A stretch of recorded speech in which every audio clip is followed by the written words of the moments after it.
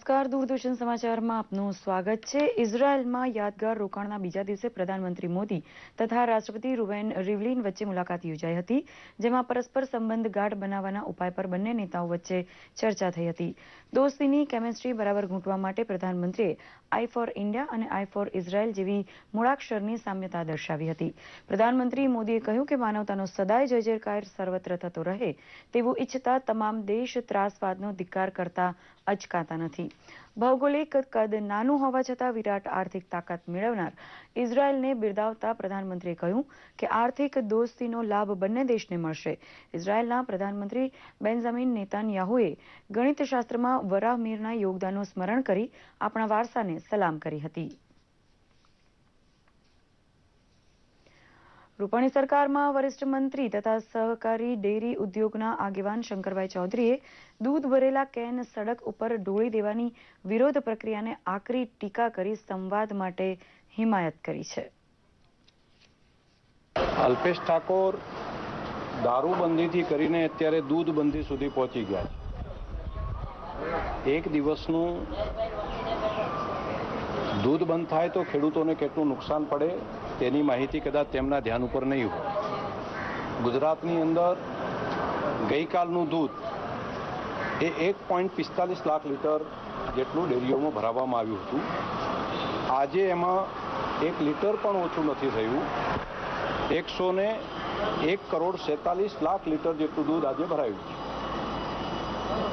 2 દિવસ જો દૂધ બંધ રહે ગુજરાતનું તો ગુજરાતના ખેડૂતોને 120 કરોડ રૂપિયાનું નુકસાન થાય અને ગુજરાતના ખેડૂતો માત્ર રાજકીય લોકોના હાથા બની અને ક્યારેય આ બાબતને સફળ ન થવા દે। ગુજરાતના ખેડૂતોના હિતમાં રાજકીય આંદોલન જે કરવું હોય તે કરે, પરંતુ પશુપાલકોના હિતના વિરોધમાં કોઈ આંદોલન કરે તો એને ગુજરાતના ખેડૂતો, ગુજરાતના પશુપાલકો ક્યારેય સમર્થન નહીં કરે। વલસાડ જિલ્લા તંત્ર દ્વારા ઔરંગા નદીના વહેણમાં પૂર જેવી સ્થિતિ સર્જાય તેની ઇલેક્ટ્રોનિક બાતમી આપતા સેન્સર પુલ ઉપર લગાડવાનો પ્રયોગ કરાયો છે। ઔરંગા નદી પર આવેલા પુલ ઉપર બેસાડેલા સેન્સરનું જોડાણ કંટ્રોલ રૂમને અપાયું છે, જ્યાં દિવસ રાત મોનિટરિંગની વ્યવસ્થા છે। ઉપરવાસમાં ભારે વરસાદ થતાં અચાનક નદીની જળ સપાટી વધે તો અલ્ટ્રાસોનિક કેમેરા ભયનો સંકેત આપવાનું શરૂ કરી દે છે।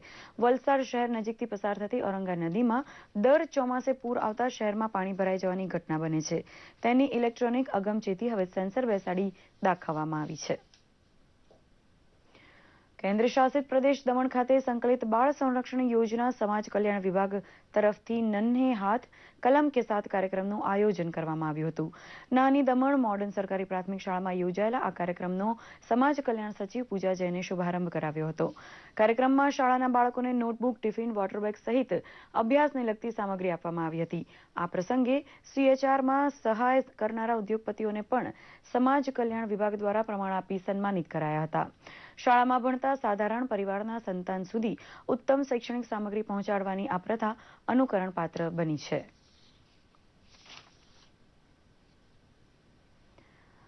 તમે પૈસાનું એટીએમ તો જોયું હશે, પણ અરવલ્લીના બાયડ તાલુકાના ડેમાઈ ગામમાં એક એવું એટીએમ છે જ્યાંથી પૈસા નહીં પરંતુ દૂધ નીકળે છે। જી હા, ડેમાઈ દૂધ મંડળી દ્વારા ડેમાઈ ગામમાં દૂધનું એટીએમ લગાવવામાં આવ્યું છે। દૂધ મંડળીના સેક્રેટરી, ચેરમેન અને સભાસદોના સહિયારા પ્રયાસ દ્વારા ડેરીમાં દૂધ એટીએમ લગાવાતા ગામ લોકોને સવાર સાંજ તાજું અને સસ્તું દૂધ મળી રહે છે। આ એટીએમમાં 10 રૂપિયામાં 250 ગ્રામ દૂધ નીકળે છે, જ્યારે વધુ દૂધ મેળવવા માટે મંડળી દ્વારા મિલ્ક એટીએમ કાર્ડ બનાવવામાં આવ્યું છે, જે કાર્ડ એટીએમમાં સ્કેનિંગ કરતાની સાથે જ લીટર દૂધ નીકળે છે। ડેમાઈ દૂધ મંડળી દ્વારા લગાવાયેલા દૂધ એટીએમથી ગ્રામજનો ખૂબ ખુશ છે અને મંડળીના આ સરાહનીય પ્રયાસને આવકારી રહ્યા છે।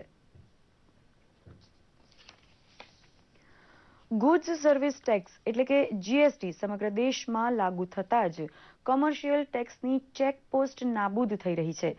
ગુજરાતભરની બોર્ડરને અડીને આવેલા કોમર્શિયલ ચેકપોસ્ટ પૈકી તાપીના સોનગઢ ખાતે આવેલા ચેકપોસ્ટ પર હવે માત્ર ગુડ્સના કાગળોનું વેરિફિકેશન જ થશે। હવે આ ચેકપોસ્ટ વેલિડેશન યુનિટ બની ગઈ છે, જ્યાં આંતરરાજ્ય વેપાર કરનારા વેપારીઓ 402 અને 403 નંબરનું ફોર્મ બતાવી વેલિડિટી ચેક કરાવી શકશે। સરકારના આ નિર્ણયને લીધે વાહન ચાલકોમાં ખાસ આનંદ ફેલાયો છે.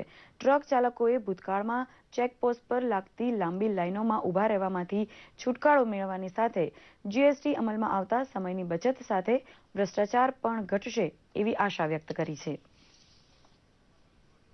આ સાથે જ આ સમાચાર બુલેટિન અહીં સંપન્ન કરી રહ્યા છીએ. નમસ્કાર.